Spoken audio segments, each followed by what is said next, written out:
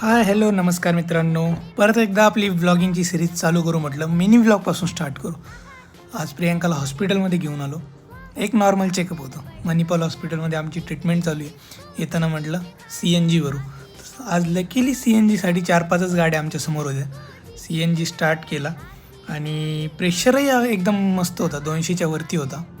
येताना 2 नारळ पाणी घेतले, कारण थोडंसं लिक्विड डाएट घ्यायला सांगितले डॉक्टरने.